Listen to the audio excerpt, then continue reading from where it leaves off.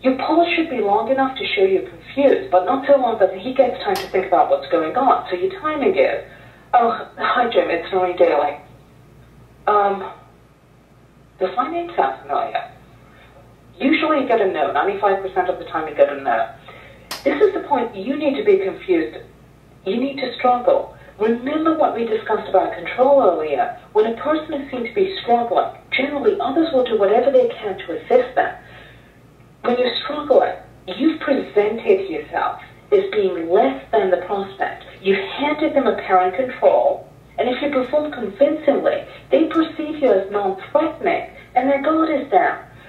Finely polished traditional salespeople initially struggle with this technique to get what they want. It takes practice, but it's critical to opening a prospect up, and it can be effectively used all through the selling process to uncover key information that your prospect wouldn't otherwise give you if their guard was up. So, you start with, Jim, it's Noreen Daly.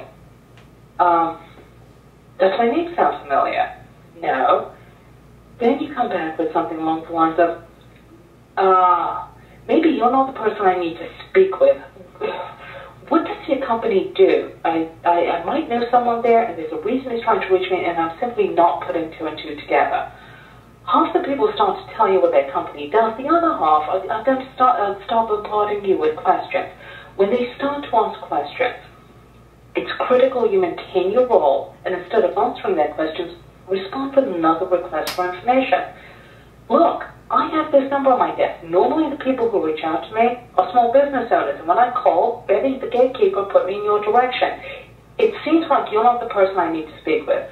What does your company do? There must be someone internally I know, and I can either throw this number out, forget about it, or you could have point me in the right direction. At this point, your prospect doesn't know if you're a prospect, a vendor, or a customer, and if they think an associate knows of you or called you, they're less likely to be resistant and more likely to help you. Now, let's say, for example, we're a web design company, and we're cold calling on a law office. Prospect tells us we're a law firm. This is the time for you to go into open-ended questions. Jim, that's starting to make sense. We're an XYZ company, and we work with law firms who are successful, but want to increase the number of qualified leads they get or improve their image amongst other lawyers to increase referrals. I don't suppose your firm could improve the number of prospective clients it attracts, could it?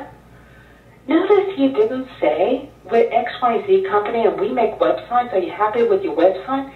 We went to the core of the issue. People invest in a website in hopes of making more money from it, not just because they want a pretty glamorous website. The traditional salesperson usually would deal with this from a feature benefits, eye-centric approach. Do you have effective data capture on your site? How well do you rank in search engine listings? And so on. Usually all closed-ended questions, but when you ask a question that has a substantially higher chance of a yes, and it deals with their core problem, your prospect is much more likely to engage with you. The other aspect of this approach is it's also non-threatening. You say that successful firms contact you, so accepting your assistance isn't an admission of underperformance or failure. Additionally, everyone generally would like more leads or referrals. Your prospect would be a fool to honestly answer this with a no. So the prospect in this example is most likely to say something along the lines of, look, well, everyone could do with more leads or referrals, or actually sincerely open up and start discussing some effort they're undertaking in order to build their firm.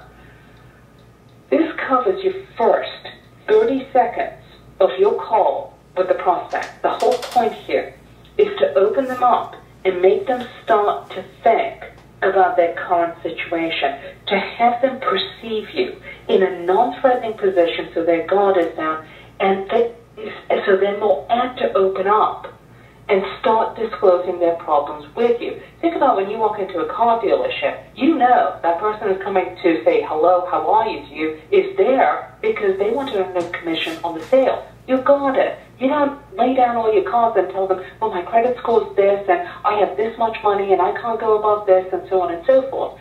You usually start negotiating a little further above your line in the sand. Your prospect's no different. If they're perceiving you as a salesperson, their guard is up, they're not going to start telling you about their problems, what they're going through, what they're undertaking, unless they're a complete laid-out sale.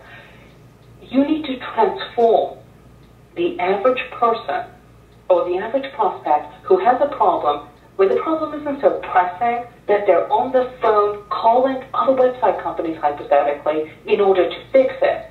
You need to be that sales professional who redirects their usual day-to-day focus to that big gap that possibly exists in their company and how you can fix it. So,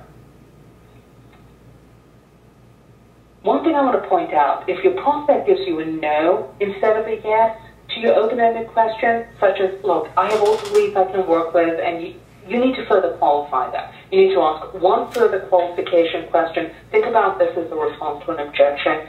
Ask them, look, if there was a way where you could increase the number of people interested in your firm, would it not make sense for you to investigate it? In other words, on a scale of 1 to 10, are you telling me you're a 10 and there's no room for improvement? What I'm going to do right now is give you 5 minutes to write down your opening statement.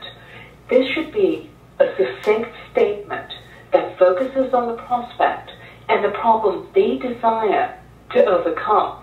Your statement should also be a statement that disqualifies suspects. If the person has an endless supply of leads or they can't handle the business on hand, they don't have a problem. Therefore, you don't have a solution.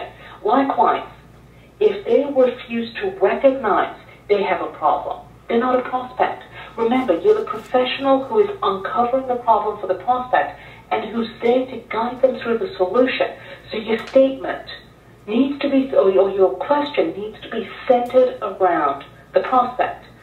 What I'd like you to do is look at the 3 problems you originally wrote down. Think about the one that has the highest likelihood of a yes response, that arrow to the heart, so to speak, and phrase your opening question around that problem. Remember to put in language that states successful companies, language where the prospect's guard doesn't go up if they respond with a yes. So in our website company example, we said successful law firms. Usually any B2B sale, you can say that pretty much. I really can't think of a situation where it doesn't apply offhand.